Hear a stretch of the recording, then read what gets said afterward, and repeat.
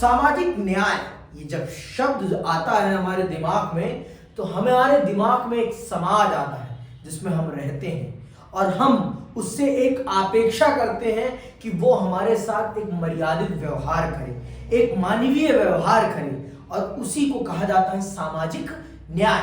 तो आइए इस अध्याय को पढ़ते हैं और समझते हैं कि सामाजिक न्याय का क्या मतलब होता है और एक व्यक्ति के लिए अपने समाज में एक मर्यादित और प्यार भरा मतलब एक मानवीय जीवन क्यों जरूरी होता है, मानव को मानवीय जीवन की क्या आवश्यकता है। इन सब बातों को हम चल रहे हैं विस्तार पूर्वक जानने और समझने, बहुत ही विस्तार पूर्वक जानेंगे और बहुत ही डिटेल तरीके से इस चीज को समझेंगे। तो चलिए प्रारंभ करते हैं और पहले तो ये समझते हैं कि इस अध्याय में हम क्या पढ़ेंगे, क्या है असली अर्थ में सामाजिक न्याय का मतलब, इसका अर्थ क्या है और ये क्यों जरूरी है हमारे लिए। ठीक है, प्रेम के बहुत से रंग होते हैं, प्रेम के बहुत से रंग होते हैं, हर रंग में अपनी एक अलग छटा होती है।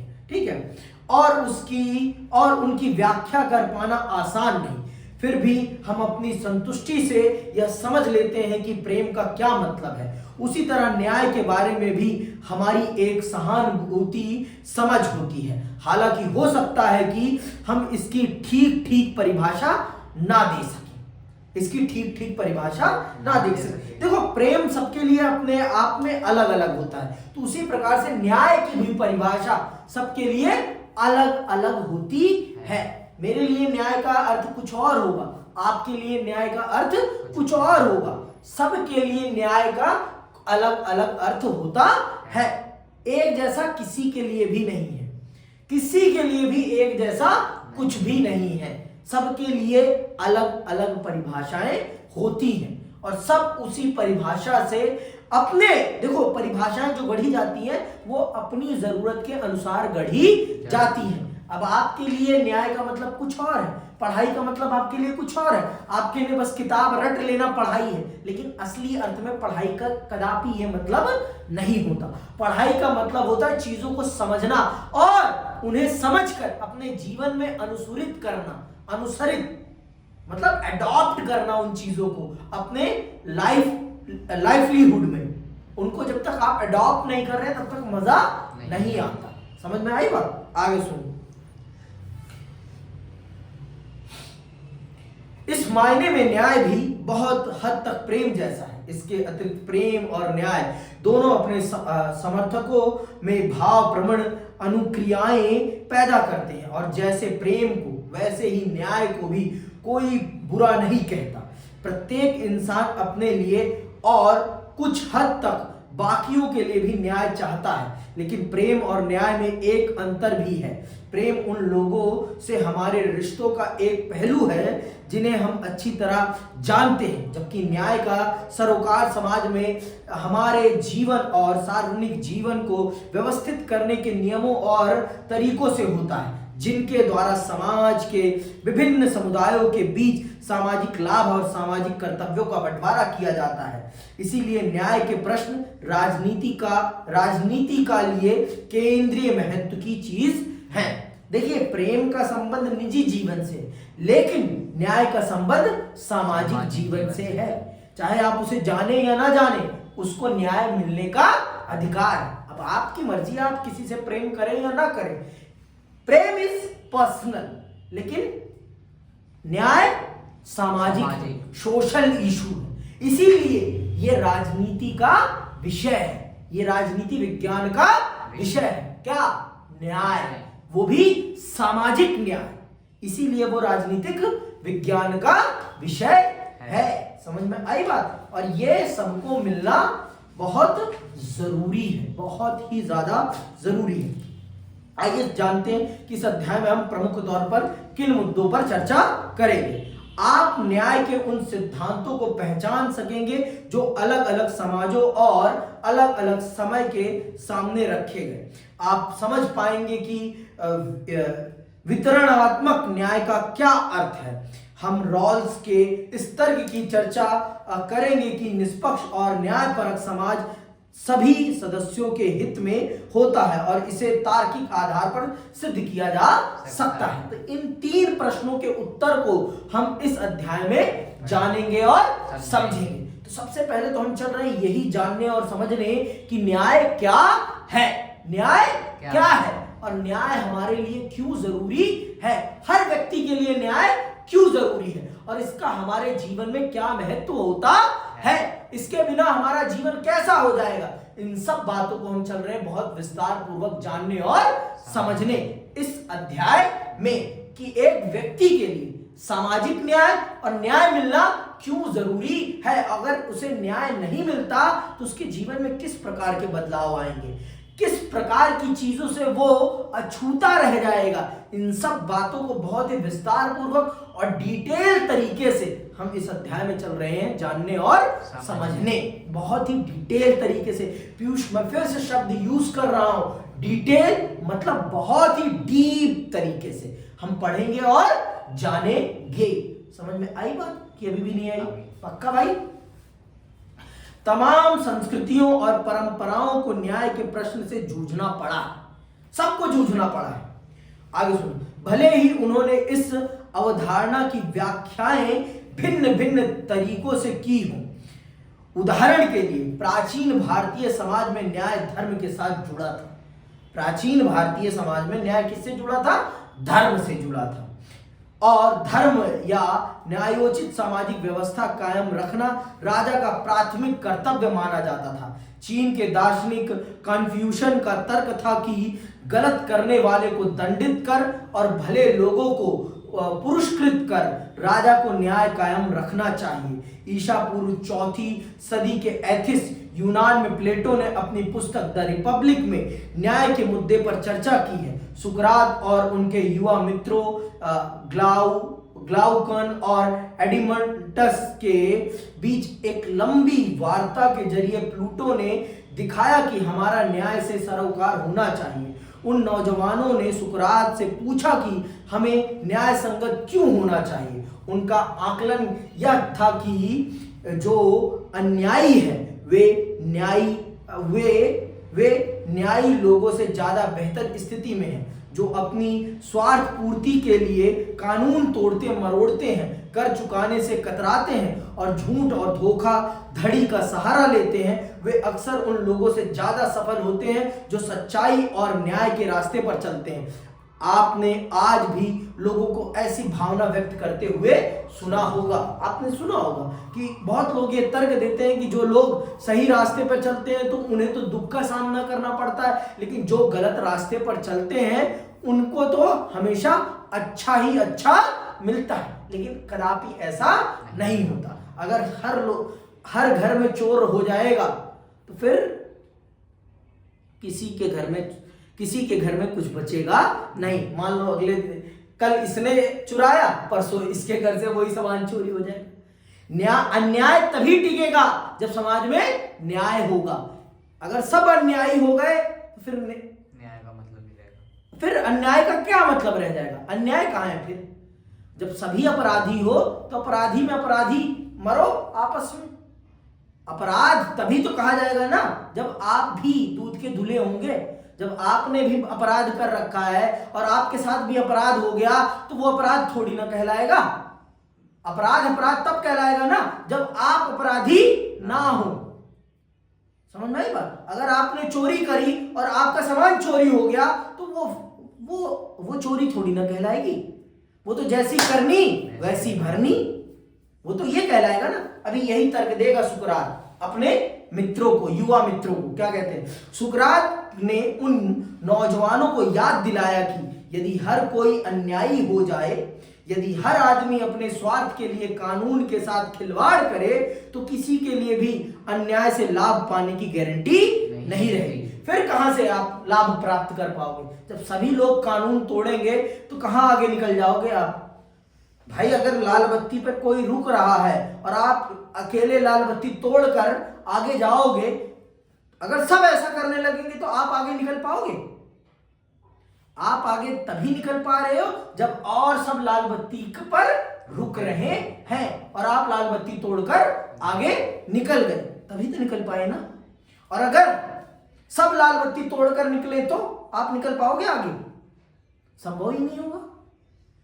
अन्याय समाज में तभी हो पाएगा जब समाज में क्या होगा? न्याय होगा।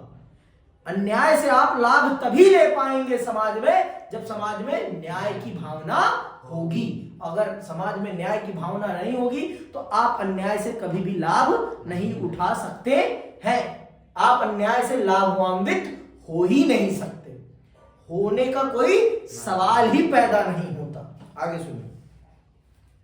कोई भी सुरक्षित नहीं रहेगा और इससे संभव है कि सबको नुकसान पहुंचे। इसीलिए हमारा दीर्घकालिक हित इसी में है कि हम कानून का पालन करें और न्यायी बने। सुकरात ने स्पष्ट किया कि हमें न्याय के अर्थ को स्पष्ट रूप से समझने की जरूरत है ताकि हम यह देख सकें कि न्याय संगत होना क्यों महत्वपूर्ण है। उन्होंने बताया कि न्याय का मतलब सिर्फ यह नहीं होता कि हम अपने मित्रों का भला करें और दुश्मनों का नुकसान करें या अपने हितों के पीछे लगे रहें। न्याय में तमाम लोगों की भलाई निहित रहती है। जैसे एक डॉक्टर अपने सभी मरीजों की भलाई की चिंता करता है, उसी तरह न्याय संगत शासक या सरकार को भी जनता की भलाई की चिंता करनी होगी। जनता की भलाई की सुनिश्चितता में हर व्यक्ति को उसका वाजिब हिस्सा देना शामिल है। समझ में आई बात? यह विचार कि न्याय में हर व्यक्ति को उसका वाजिब हिस्सा देना शामिल है आज भी न्याय की हमारी समझ का महत्वपूर्ण अंग बना हुआ है। बहरहाल प्लेटो के जमाने की तुलना में आज यह समझ जरूर बदली है कि किसी व्यक्ति का प्राय क्या है, यानी वह क्या पाने का अधिकारी है। आज न्याय की हमारी समझ इस समझ से गहरे से में जुड़ गई है कि मनुष्य होने के नाते हर व्यक्ति का क्या प्राय है। जर्मन दार्शनिक इमैनुअल कांट के अनुसार हर मनुष्य की गरिमा होती है। मैंने आपको पहले ही बता दिया कि हर व्यक्ति चाहता है एक गरिमामयी जीवन। क्या चाहता है? गरिमामयी जीवन, मतलब इज्जत भरी जिंदगी। कोई चाहता है बेइज्जती भरी जिंदगी? हर व्यक्ति आए उसे लात मारे, ऐसा कोई चाहता है? हर व्यक्ति चाहता है कि 2 वक्त की इज्जत भरी रोटी मिले, हमें गाली ना खानी पड़े, है ना? यही चाहता है ना व्यक्ति, कि कुछ और चाहता है? क्या चाहता है? इज्जत भरी जिंदगी ही तो चाहता है ना, कि कुछ और चाहता है? कुछ और नहीं चाहता ना। इज्जत सुकून यही चाहता है ना? कि कुछ और चाहता है? नहीं चाहता ना। पक्का, सच्ची, मुच्ची, ठीक, यही बात है। आगे सुनो। अगर सभी व्यक्तियों की गरिमा स्वीकृत है तो उनमें से हर एक का प्राय यह होगा कि उन्हें अपनी प्रतिभा के विकास और लक्ष्य की पूर्ति के लिए अवसर प्राप्त हो। न्याय के लिए जरूरी है कि हम तमाम व्यक्तियों को समुचित और बराबर की अहमियत दें। समझ में आई बात? सबको बराबर की अहमियत, इज्जत मिलनी चाहिए। यही एक असली समाज होता है और यही एक वास्तविक सामाजिक न्याय होता है। न्याय का यही असली मतलब होता है। समझ में आई बात कि अभी भी नहीं आई? पक्का। समान लोगों के प्रति समान बर्ताव, यही है पहला न्याय का सिद्धांत। न्याय का पहला सिद्धांत ही यही है। समझ में आई बात? कि जो समान लोग हैं उनके साथ समान बर्ताव होना चाहिए। उनके साथ समान बर्ताव होना चाहिए। समझ में आया कि अभी भी नहीं आया? पक्का। हालांकि आधुनिक समाज में तमाम लोगों को समान महत्व देने के बारे में आम सहमति है, लेकिन यह निर्णय करना आसान नहीं कि हर व्यक्ति को उसका प्राय कैसे दिया जाए। इस संबंध में कई सिद्धांत पेश किए गए हैं। उनमें से एक है समकक्षों के साथ समान बर्ताव का सिद्धांत। माना जाता है कि मनुष्य होने के नाते सभी व्यक्तियों में कुछ समान चारित्रिक विशेषताएं होती हैं, इसीलिए वे समान अधिकार और समान बर्ताव के अधिकारी हैं। आज अधिकांश उदारवादी जनतंत्रों में कुछ महत्वपूर्ण अधिकार दिए गए हैं। इनमें जीवन, स्वतंत्रता और संपत्ति के अधिकार जैसे नागरिक अधिकार शामिल हैं। इसमें समाज के अन्य सदस्यों के साथ समान अवसरों के उपभोग करने का सामाजिक अधिकार और मताधिकार जैसे राजनीतिक अधिकार भी शामिल हैं। यह अधिकार व्यक्तियों को राज प्रक्रिया में भागीदार बनाते हैं। ये माना जाता है कि एक व्यक्ति के पास इस प्रकार के मूलभूत अधिकार तो होने ही चाहिए। कौन कौन से? जीवन का अधिकार, स्वतंत्रता का अधिकार और संपत्ति का अधिकार और अपनी सरकार को चुनने का अधिकार, जिसे हम मताधिकार कहते हैं। तो भारत में हर व्यक्ति को इस प्रकार के अधिकार दिए गए हैं। भारत का जो भी नागरिक है उस नागरिक के पास ये अधिकार है। तो इनको क्या कहा जाता है? इनको राजनीतिक अधिकार कहा जाता है, राजनीतिक न्याय कहा जाता है। तो ये एक गरिमामयी जीवन के लिए बहुत जरूरी है। ये गरिमामयी जीवन के लिए बहुत जरूरी है और इन अधिकारों को मिलने में किसी भी प्रकार का भेदभाव नहीं होना चाहिए। भेदभाव किस प्रकार का? न लिंग का, न रंग का, न जाति का, न धर्म का, न जन्म स्थान का, न नस्ल का। इन आधारों पर तो कोई भेदभाव होना ही नहीं चाहिए। तो अगर इन आधारों पर भेदभाव ना होते हुए हर एक देश में रहने वाले हर नागरिक को उस देश के राजनीतिक अधिकार मिल रहे हैं तो इसका मतलब उसको सामाजिक न्याय में मिल रहा है, वो सामाजिक न्याय प्राप्त कर पा रहा है। और अगर ऐसा नहीं हो रहा तो इसका मतलब है वो सामाजिक न्याय से वंचित है। वो सामाजिक न्याय से क्या है? वंचित है। ठीक है। समान अधिकारों के अलावा समकक्षों के साथ समान बर्ताव के सिद्धांत के लिए जरूरी है कि लोगों के साथ वर्ग, जाति, नस्ल या लिंग के आधार पर भेदभाव ना किया जाए। उन्हें उनके काम और कार्यकलापों के आधार पर जांचा जाना चाहिए, इस आधार पर नहीं कि वे किस समुदाय के सदस्य हैं। इसीलिए अगर भिन्न जातियों के दो व्यक्ति एक ही काम करते हैं, चाहे वह पत्थर तोड़ने का काम हो या पिज्जा बनाने का, उन्हें समान पारिश्रमिक मिलना चाहिए। मतलब एक काम की एक कीमत दोनों को ही मिलनी चाहिए, चाहे वो किसी भी वर्ग के हो, जाति के हो, लिंग के हो, कोई फर्क नहीं पड़ता। दोनों को एक काम का एक दाम मिलना चाहिए। चाहे वो पत्थर तोड़ने का काम हो तो दोनों को एक बराबर पैसा, और पिज्जा बनाने का काम हो तो दोनों को एक पैसा। समझ में आई बात? इस आधार पर भेदभाव नहीं होना चाहिए कि वो इस जाति का है, नस्ल का है, या लिंग का है, या रंग का है। इन आधारों पर भेदभाव नहीं होना चाहिए। यदि किसी काम के लिए एक व्यक्ति को 100 रुपए और दूसरे व्यक्ति को 75 रुपए सिर्फ इसलिए मिलते हैं क्योंकि वे भिन्न जातियों के हैं, तो यह अनुचित और अन्यायपूर्ण होगा। इसी तरह यदि स्कूल में पुरुष शिक्षक को महिला शिक्षक से ज्यादा वेतन मिलता है तो यह फर्क भी नाजायज और गलत होगा। किसी भी आधार पर होने वाला भेदभाव किसी भी रूप में स्वीकार नहीं किया जा सकता, किसी भी रूप में स्वीकार नहीं किया जाना चाहिए भी। समझ में आई बात? ना होना चाहिए, ना स्वीकार किया जाना चाहिए।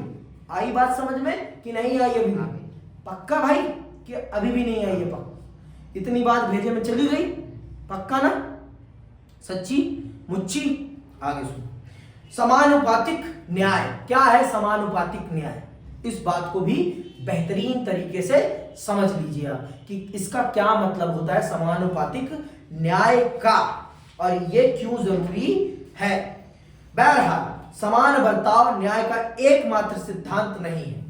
ऐसी परिस्थितियां हो सकती हैं जिनमें हम महसूस करें कि हर एक के साथ समान बर्ताव अन्याय होगा। मसलन अगर आपके स्कूल में यह फैसला किया जाए कि परीक्षा में शामिल होने वाले तमाम लोगों को बराबर अंक दिए जाएंगे क्योंकि सब एक ही स्कूल के विद्यार्थी और सब ने एक ही परीक्षा दी है, तो आपको कैसा लगेगा? कैसा लगेगा भाई?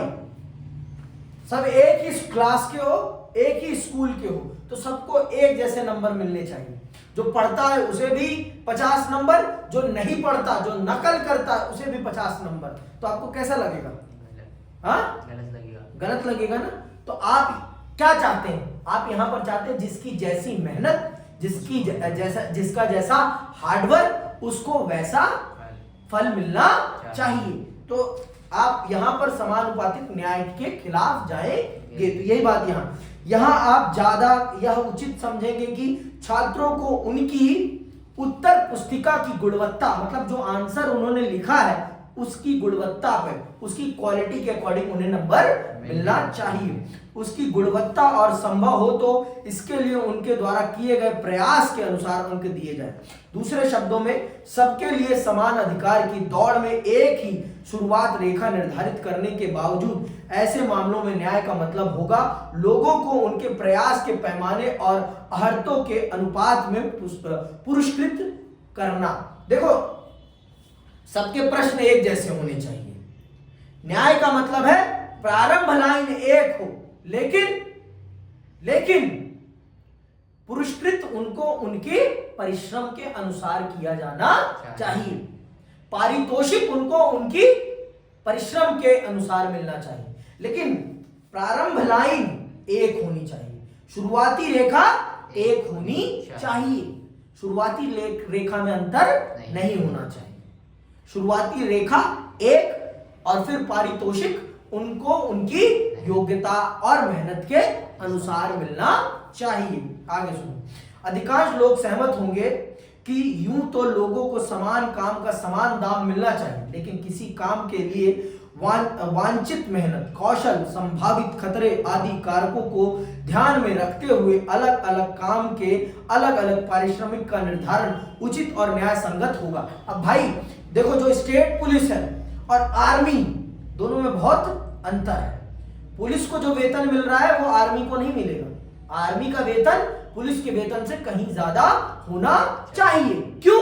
क्योंकि वो ज्यादा खतरा उठा रहे हैं। वो जिन परिस्थितियों में ड्यूटी कर रहे हैं उन परिस्थितियों का कोई मुकाबला नहीं कर सकता। मतलब मान लो थप्पड़, कोई मुकाबला नहीं कर सकता। और उनमें भी जो सियाचिन में ड्यूटी कर रहा है, जो उस 60 डिग्री -60 डिग्री तापमान में ड्यूटी दे रहा है, उसको उनमें भी सबसे ज्यादा तनख्वाह मिलनी चाहिए, क्योंकि उसको उसके जीवन को भी त्याग देना पड़ सकता है मातृभूमि की रक्षा के लिए।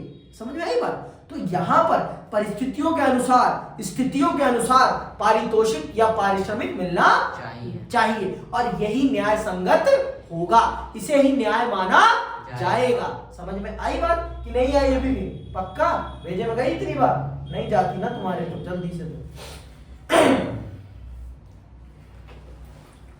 अगर हम इन मापदंडों का इस्तेमाल करें तो हम पाएंगे कि हमारे समाज में कुछ कामगार तबकों को ऐसे कारकों के मद्देनजर निर्धारित पारिश्रमिक नहीं मिलता। उदाहरण के लिए खनिकों, कुशल कारीगरों अथवा पुलिस कर्मियों जैसे कभी कभी खतरनाक लेकिन सामाजिक रूप से उपयोगी पेशों में लगे लोगों को सदैव वह पारिश्रमिक नहीं मिलता जो समाज में कुछ अन्य लोगों को होने वाली कमाई की तुलना में न्यायोचित हो। समाज में न्याय के लिए समान बर्ताव के सिद्धांत का समानुपातिकता के सिद्धांत के साथ संतुलन बिठाने की जरूरत है। ठीक है, तो जिन लोगों को, जो लोग खतरा उठाकर काम कर रहे हैं, उन लोगों को उनके काम के अनुसार वेतन मिलना चाहिए, पर हो नहीं पा रहा है ये, जो कि सरासर अन्यायपूर्ण है। उनको उनकी पारिश्रमिक के हिसाब से वेतन मिलना चाहिए। अब आते हैं तीसरी बात पर। न्याय में ये तीसरा सिद्धांत, और ये तीसरा सिद्धांत क्या है? विशेष जरूरतों का विशेष ख्याल।